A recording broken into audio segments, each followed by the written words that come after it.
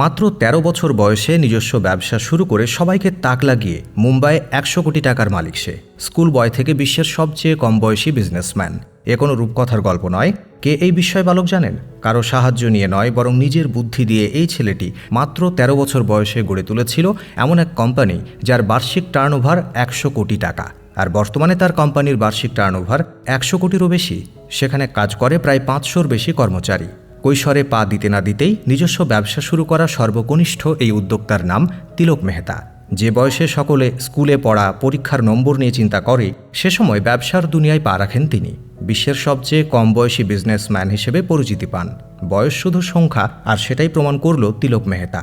তিলক ভারতের মুম্বাইয়ে বাবা মায়ের সঙ্গে বসবাস করেন। তার বাবা মহেশ মেহতা একটি বেসরকারি কোম্পানিতে চাকরি করেন। মা কাজল মেহতা একজন গৃহিণী। ছোটবেলায় একবার মামার বাড়িতে বেড়াতে যায় তিলক। সেখানে পড়াশোনা করে। কিছুদিন পর বাড়ি ফিরতে হয় তাকে। বাড়ি ফেরার পর খেয়াল হয় সে বই মামার বাড়িতে রেখে এসেছে। এরই মধ্যে সামনে তার আবার ওই বিষয়ের পরীক্ষা। খুব চিন্তায় পড়ে যায় তিলক। সে সব বই পার্সেল করে বাড়িতে আনার চেষ্টা করতে থাকে। একাধিক কুরিয়ার সংস্থাকে বই নিয়ে আসার জন্য অনুরোধ করে, কিন্তু ওই দিনই বই ফেরত আনার প্রতিশ্রুতি কেউই দিতে পারেনি। আর তখনই নিজস্ব ব্যবসা শুরুর কথা মাথায় আসে ছোট্ট ১৩ বছরের তিলকের। ওই ঘটনার কিছুদিনের মধ্যেই বুদ্ধি খাটিয়ে নিজস্ব সংস্থা খুলে ফেলে তিলক। ২০১৮ সালে মাত্র ৩ মাসের মধ্যে পেপারস অ্যান্ড পার্সেল নামের একটি স্টার্টআপ গড়ে তোলে তিলক। মুম্বাইয়ের ডাব্বাওয়ালাদের সহযোগিতায় একদিনের মধ্যেই পণ্য ডেলিভারি দেওয়ার লক্ষ্য নিয়েই যাত্রা শুরু হয় তার ডিজিটাল কুরিয়ার সার্ভিসের। ছোট্ট একটা কলম থেকে শুরু করে সব ধরনের প্রয়োজনীয় সামগ্রী পেপারস অ্যান্ড পার্সেল পৌঁছে দেয় ক্রেতার বাড়িতে। এই সংস্থা খোলার কয়েক বছরের মধ্যেই এই সংস্থা লাভের মুখ দেখে। তিলকের প্রথম চেষ্টা ছিল কাউকে যেন অপেক্ষা করতে না হয় কোনো জিনিস কোনো জায়গা থেকে নিয়ে আসার জন্য, আর সেটা যেন সাধারণ মানুষ খুব কম খরচেই করে উঠতে পারে। তিলকের কোম্পানিতে কম খরচে পার্সেল পাঠানোর সুযোগ রয়েছে, আর এ কারণেই সাধারণ মানুষের মধ্যে এই সংস্থা বেশ জনপ্রিয় হয়ে ওঠে। মুম্বাইয়ের ডাব্বাওয়ালাদের দেখে অনুপ্রাণিত হয়েই এই ব্যবস্থা চালু করেন তিলক। প্রাথমিকভাবে ব্যবসা শুরু করতে বাবার থেকে অর্থ সাহায্য নেয়, যা দিয়ে ডাব্বাওয়ালাদের সঙ্গে মুম্বাই শহরে কম খরচে পার্সেল ডেলিভারি দেওয়া শুরু করে সে।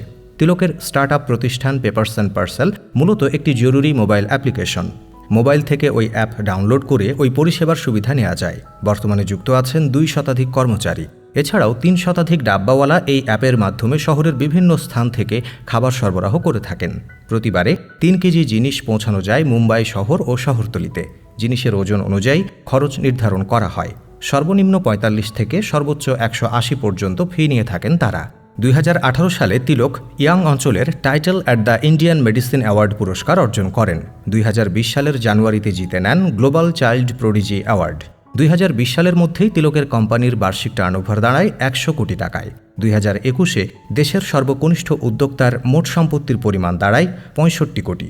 দিনে প্রায় ১২০০-র বেশি পার্সেল ডেলিভারি দেয় এই সংস্থা। মাসে ২ কোটি টাকা রোজগার করে তিলক মেহতা। তো দর্শক, এই ছিল প্রতিবেদন। কেমন লাগলো কমেন্টে জানাবেন। Thanks for watching.